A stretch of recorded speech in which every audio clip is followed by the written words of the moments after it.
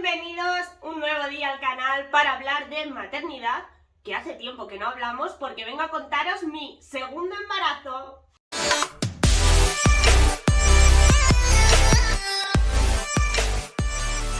Como veis, hoy os hablo desde la cama porque necesitaba espacio para sacar papeles, que he sacado hasta ecografías. Porque me imagino que nos pasa a todo el mundo que de las cosas malas te acuerdas mucho más que de las buenas. Entonces yo el embarazo de Luca, de mi primer hijo, que si no conocéis la historia os lo dejo por aquí para que sepáis de lo que hablo, lo tenía mucho más presente que de Nathan porque fue un embarazo prácticamente todo bueno. Pero aún así, en cuanto me he puesto a leer, ha venido todo a mí. Tengo que empezar sin duda por deciros que Nathan, mi hijo pequeño, fue mucho más buscado que Luca. Luca yo tenía 23 años, me lancé un poco a la búsqueda del embarazo, pero con Nathan lo tenía clarísimo, necesitaba llenar el hueco que había dejado su hermano. Entonces tardamos 4 meses, pero fue 4 meses de una búsqueda de embarazo con tiras de ovulación, con calcular días fértiles, con que no se nos saltara ni un día, ¿sabes? Fue muy buscado y muy deseado. El test de embarazo me lo hice yo sola un día antes de irme a trabajar.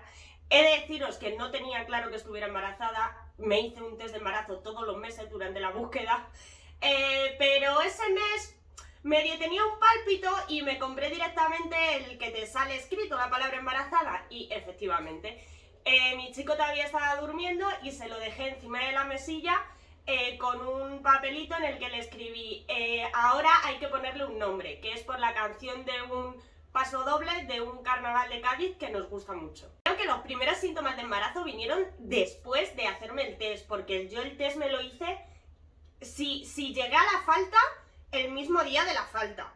O sea, yo me lo hice por hacérmelo, pero no tenía ningún síntoma. Y los síntomas vinieron después, que fueron más o menos igual que los de su hermano Luca, que fue el dolor de pecho, que siempre me da, y el dolor como de ovulación, como que te va a venir la regla, pero no viene. Esos eran los primeros síntomas. En la primera consulta con la matrona me derivó directamente al hospital por el alto riesgo que yo tenía de preeclampsia, que así fue como terminó mi primer embarazo, por una preeclampsia grave.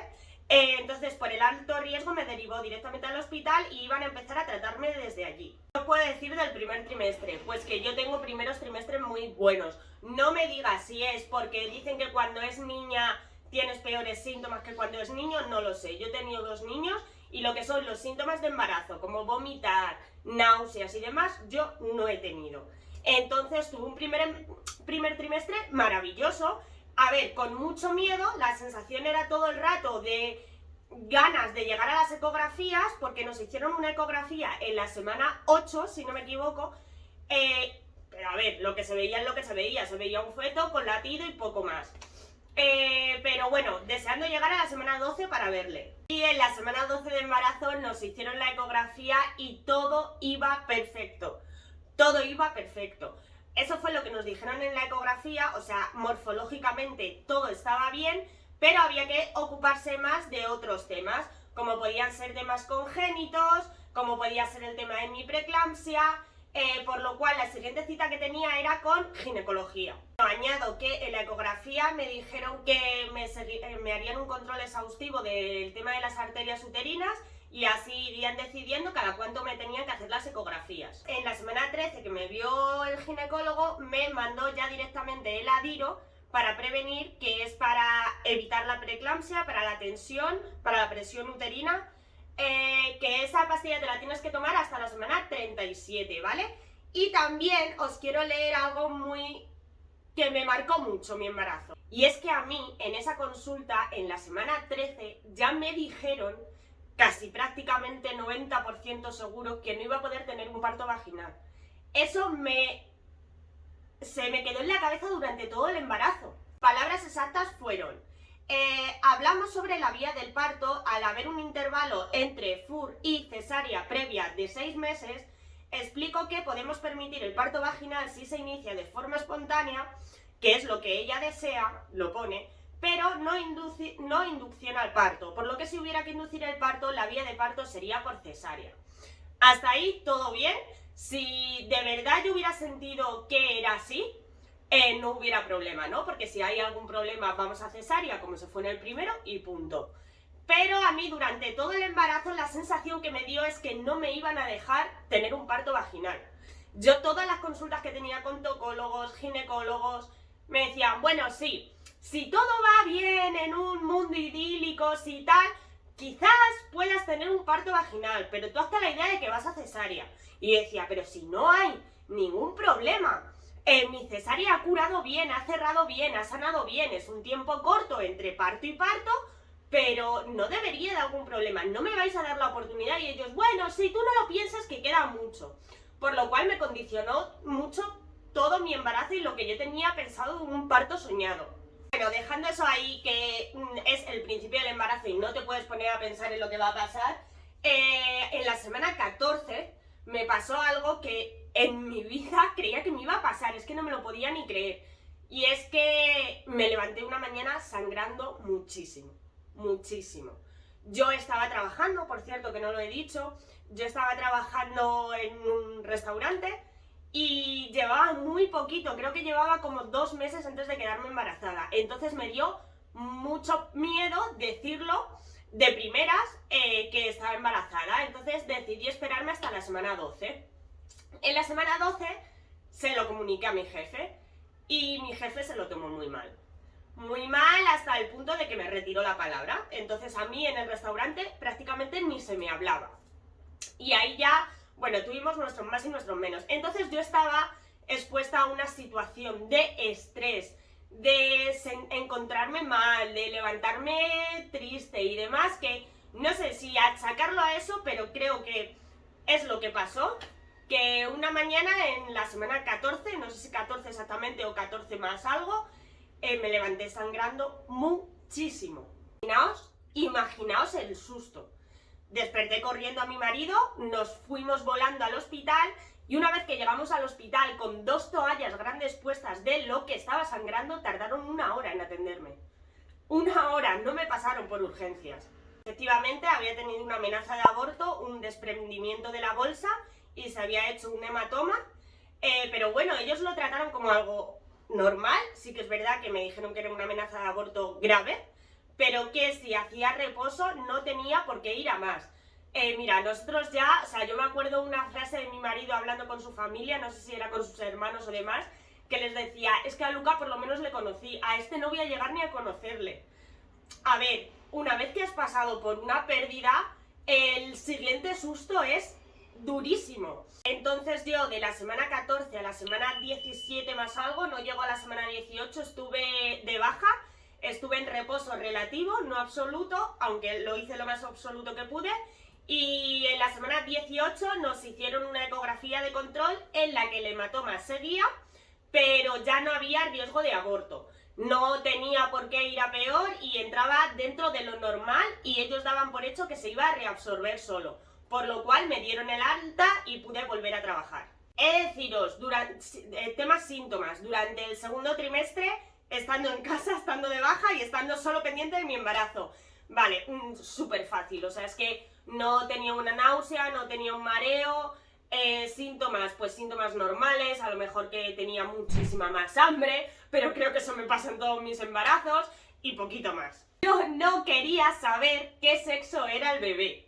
Yo me había dado a mí, no sé si hubiera aguantado hasta el final del embarazo, pero yo quería saberlo cuando naciera, aunque Samu decía que para nada, que a él que se lo dijera. Pero en la semana 18, cuando nos hicieron la ecografía, no me dieron opción. El doctor que me la estaba haciendo me dijo, ¿tenéis algún niño? Y le dije, sí, uno. Y me dijo, pues ya tienes 2, que viene un niño. Así es que así nos enteramos. En la semana 20, en la ecografía morfológica, nos dijeron que estaba todo genial, que el hematoma estaba prácticamente reabsorbido, que no teníamos por qué preocuparnos, que el niño morfológicamente estaba perfecto y que mis arterias uterinas estaban dentro de la normalidad. O sea, que no teníamos por qué preocuparnos demasiado. Que en las semanas 26-27 empezaríamos con controles mucho más exhaustivos, pero que todo iba bien. ¿Sabéis lo que es eso para una familia en la que todo había ido mal? Pues felicidad absoluta. Yo, al igual que en el otro embarazo, también estaba controlándome con el endocrino. por el tema de la tiroides, pero la tuve bastante bien durante todo el embarazo, aunque sí que estuve tomando hierro. Ferplex casi todo el embarazo porque lo tenía bastante bajito. Maravillosamente, durante el tercer trimestre no hay mucho que destacar porque fue muy bien. Lo único que, claro, también yo estaba embarazada en verano, yo di a luz en agosto, por lo cual los meses de calor se me hincharon mucho las piernas. Pero claro, ¿por qué? Porque yo me obsesioné con que el parto se desencadenara solo y no quería pasar por otra cesárea. Me obsesioné. Me lo propuse y yo sabía que yo iba a poder hacerlo. Entonces a mí me dijeron que tenía que andar mucho. Yo andaba 2 horas por la mañana, 2 horas por la tarde. Entonces, a ver, hacía calor en el tercer trimestre, que ya tienes una barriga que va pesando. Pues sí que es verdad que se me hincharon un poquito las piernas.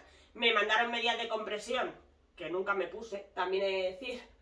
Bueno, en la ecografía de la semana 32, en la que nos hacen todas, aunque sí que es verdad que a mí después me las estuvieron haciendo cada 2 semanas, pero vamos, que estaba todo prácticamente bien y todo iba a su curso. Y en la semana 34 hicimos su baby shower, que la celebramos aquí en casa porque, claro, era ya julio, me parece, hacía un calor en la calle horrible. Nosotros normalmente nos gusta siempre celebrar las cosas así, los cumple, donde va a venir más gente, en un parque que tenemos aquí cerquita de casa, pero era imposible estar allí. Entonces lo celebramos dentro de casa con menos gente, pero lo pasamos muy bien, me pintaron la tripita, nos hicimos fotos. Os dejaré alguna foto porque seguro que tengo por ahí. Y también os quería contar el tema del nombre, cómo decidimos el nombre. Y es que el nombre se lo escuchamos a un chico que participaba en MasterChef, pero antes de estar embarazada. Y se nos quedó grabado que se llamaba Nathan, pero no como se escribía, que se escribía con TH, que era inglés y tal. Nos gustó y nos acordamos en el momento que nos dijeron que era un niño.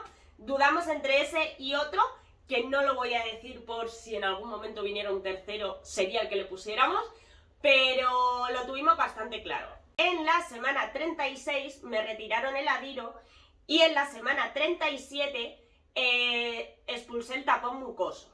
Sí que decir que pensé, digo, bueno, puede ser ya en la semana 37, me quedan todavía 3 semanas, me parece un poco pronto. Bueno, me levanté una mañana con contracciones dolorosas. Yo no sabía lo que era una contracción, también he de decirlo, lo descubrí esa misma mañana, pero me tiré como 2 horas con contracciones dolorosas pero no rítmicas, aunque yo estaba sentada en el borde del sofá a la fitball, de la fitball al sofá. Estaba más asustada que otra cosa porque me parecía un poquito pronto, no quería que terminara tan rápido, pero bueno, al no ser regulares tampoco me preocupé demasiado y efectivamente a las 2 horas más o menos se retiraron por completo.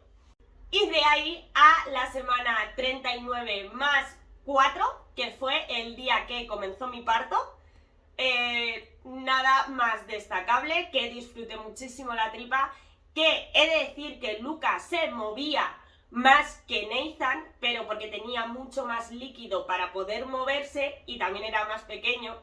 Pero lo disfruté muchísimo este embarazo, una maravilla, un embarazo arcoíris, sin complicaciones, sin quebraderos de cabeza. Ahí descubrí lo que de verdad la gente decía de una maternidad bonita. La maternidad es bonita. Yo siempre la tenía por dolorosa, pues lo disfruté mucho. Y como os digo, me puse de parto en la semana 39 más 4, aunque nació en la 39 más 5. Pero si queréis saber cómo fue, os animo al próximo vídeo, que será el vídeo del parto. Un besazo muy grande siempre y gracias por quedaros, compartir mis vídeos, comentarme y sobre todo, suscribiros. ¡Gracias!